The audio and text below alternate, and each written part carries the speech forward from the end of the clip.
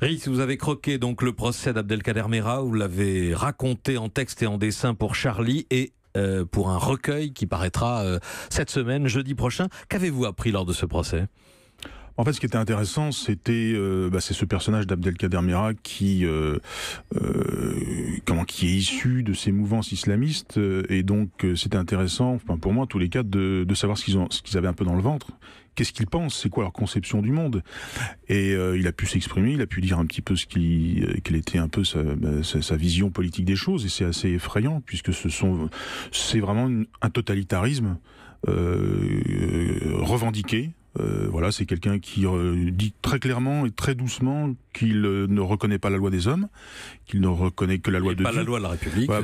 Oui, même. Et donc, voilà, c'est presque une déclaration de guerre qu'il fait à tous ceux qui ne pensent pas comme lui, quoi.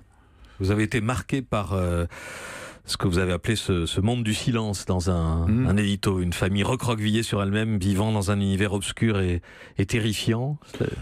Oui, alors ce qui était intéressant, c'est qu'à travers les témoignages des gens qui ont vécu autour de la famille Merah, on voit aussi le climat qui pouvait exister dans cette cité, la cité des Izards, mais qui est un climat qu'on retrouve dans beaucoup de cités, qui est un climat de peur, de silence, de non-dit, où les choses se voient, se savent, mais elles ne sont pas, voilà, elles sont tues, quoi. Les gens ont un petit peu peur, quoi, de cet activisme islamiste qui existe quand même un peu dans certains quartiers.